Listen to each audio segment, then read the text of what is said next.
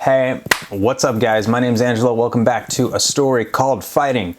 It is official. We have the news. It is 100% confirmed. Conor, the notorious McGregor, is going to be fighting Dustin, the Diamond, Poirier, I believe January 23rd, which is going to be epic. So I want to talk about how the fight's going to go, what each fighter has to do to beat one another, who I think is going to win, predictions, and potentially who you should bet on or put in a parlay, whatever you like. So the fight's been booked January 23rd, I believe it is. It's going down and it's going to be awesome. I've been waiting for this to happen. This is huge for the lightweight division. It's just stacked now. We got Dos Anjos, came back down, just beat Paul Felder. We have Michael Chandler in the mix. Now we have Tony Ferguson fighting Charles Oliveira. There's action happening. People who should be fighting each other are fighting each other.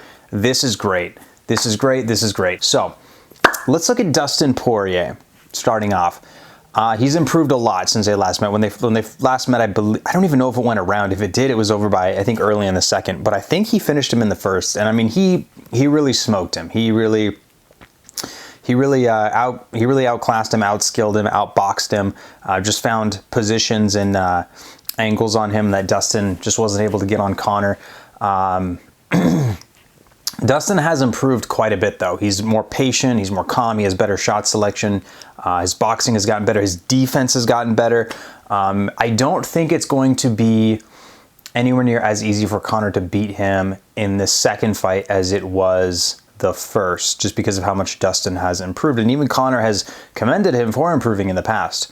So what does Dustin have to do to beat Conor McGregor? Well, Conor McGregor to this day is still one of the best counterpunchers, in my opinion, in the game. Like, I think he's one of the best counterpunchers ever in mixed martial arts. He is ridiculous at counterpunching. It is his bread and butter.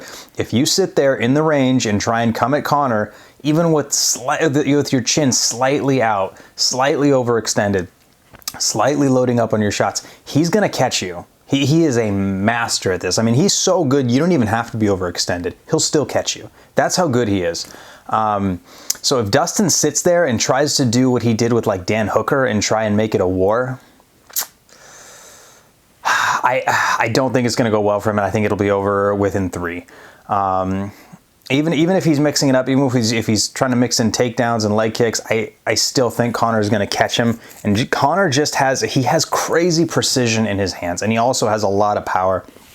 He knows how to sit down on a punch very well, while also being completely balanced and defensively sound. Very, very, very skilled at that. So I think Dustin, he's got to really mix it up with the range. I think honestly it wouldn't be a bad idea for him to mix in takedowns, maybe try and press Conor, get him tired, mix in kicks, touch and go. I don't think it's a good idea for anyone to, within the 170, 145, or 150 pound division. I don't know if Conor's going to go back to, I don't think he's going to go back to 145, but it looks like when he's coming back, he wants to kind of dance between 170 and 155. I don't think it's a good idea for anyone in either division to just stand there in front of him like that and just kind of trade. So yeah, I think Dustin's got to move. He's got to move. He's got to mix it up. He's got to bring something when he faces Conor. He can't just, like I said, if he tries to fight him like he fought Dan Hooker, I think it's going to be over. Honestly, it might be over in 2. I mean, all Conor's got to do is catch you 2 or 3 times, maybe even once with that left hand. It can really change anything. Even catching you one time with his left hand can really damage you for the next 5-10 seconds, which is a long time, and that's all he needs. So, yeah, that's what I think Dustin has to do to beat Conor. I think also too, I think he's got to push Conor into the 4th and 5th. That's why I think using his wrestling, he does have better wrestling than Conor. I don't think he'll really be able to take Conor down. And if he does, I mean, Conor actually did the best against Khabib out of Dustin. Well, I guess you could say Alaquinta did, but again, out of Dustin, Conor, and Justin, Conor actually did the best, and he actually stopped the most takedowns. So if he can stop any against Khabib, he can stop him against Dustin. So I don't think he'll get him down, but he needs to just make Conor think about it, I believe, and press him up against the fence. Really, I mean, maybe even at certain points make it a bit of a dogfight, but also be defensively sound and not overextend. As we saw in the Dan Hooker fight, there are times when he starts dropping his hands and kind of coming forward with his chin, and gets baited into a bit of a war. So he's got to be very careful about that, because it's just going to take a couple from Conor, and it could literally all be over, especially at 155. Especially at 155. So he's really got to be careful. Conor has power to put anyone away at 155. Anyone. So that's what I believe Dustin has to do. Now Conor's just gotta be Conor, to be honest with you. I think he's got to, like I said, I think Dustin has to be very careful not to get baited into a brawl. I think Conor should be proactively trying to get Dustin into a brawl so he can start to overextend. He can start to, you know, come forward a little bit too quick without thinking about defense first or thinking about what Conor could do to him. I think Conor should be trying to get him to come forward. So maybe I don't know if he'll be talking a little smack, but that seems to do the trick for a lot of fighters. They get off their game plan in the octagon. You know, I'm sure once he starts tagging him a little bit with maybe some good jabs, some good left hands, even some decent kicks, there is a good possibility Dustin will start coming forward more. Dustin doesn't necessarily have that one punch TKO power, and Conor has a very good chin that hasn't really been tested a whole lot, meaning he doesn't have a lot of damage on his chin. Dustin does. Dustin has been in several wars.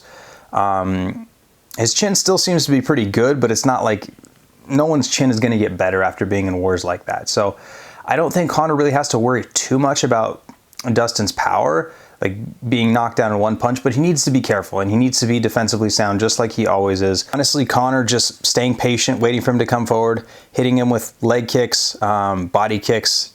I could see teeps to the midsection working pretty well on Dustin, and catching him when he comes in. Doing that enough times, I think it will either make Dustin so scared to the point where he doesn't want to come in anymore, where Conor can really just start pressing forward and doing work on him, or it's going to make Dustin desperate and come forward with something dumb and Conor's going to catch him. So that's what I think Conor needs to do. Now for the predictions, you can probably already tell by the way I'm kind of breaking down the fight. I'm going to go with Conor in 3. Maybe even 2. Even if it goes to the 4th or 5th, I see Conor winning a decision. If Dustin is going to win, he's got to win. I think it's going to be by decision, but I don't think that's going to happen. I think, like I said, I think Dustin's either going to get desperate or he's going to get just completely like shut down and start to get scared to come in. And so I think Conor's going to catch him. I think he'll put him away within 3. I see like a left straight and maybe some hooks catching him while Dustin's coming in. I see this fight going longer than the first one and it being better. And I do see Conor getting hit a little bit. Not anything crazy, but I do see him getting hit a little bit. But I see him making adjustments and capitalizing on Dustin Poirier coming in and perhaps getting a little bit desperate after he sees how hard it is to land on Conor and how difficult it is fighting someone like Conor. So that would be my prediction. And yeah, so if you're gonna bet, I think Conor's gonna be a big favorite, so I probably wouldn't recommend doing like a straight bet, but I definitely maybe mix him in a parlay with someone else. I'll have to see who else is on that card. But yeah, I got Conor within 3 rounds. And if not, I think Conor would still win a decision. If Dustin is gonna win, it would, I think, have to be by decision. But we shall see. Now, if Conor wins, which I think will happen, I think he's probably gonna fight Gaethje for the title. If Dustin were to win, I think same thing. I think he would fight Gaethje for the title. So it's going to be interesting to see because we got Chandler, the winner of Oliveira versus Ferguson, is now going to be in the mix after that. Now we got Dos Anjos. Who's Dos Anjos going to fight now? We got Justin Gaethje. Who's Chandler going to fight? It's going to be interesting. So we'll have to see how everything plays out. I'm super excited to see how everything goes. Conor is my boy, one of my favorite UFC fighters ever. So I'm rooting for him, and I do think he will beat Dustin Poirier with skill, with dexterity, and masterfully. So it'll be interesting to see. Let me know what else you guys want to see. Let me know what you think. Who do you think is going to win? Do you think Conor? Do you think Dustin? Who should the winner fight? How's it going to go? What round? Let me know what you guys think. So like I said, my name's Angelo. This is A Story Called Fighting. Until next time.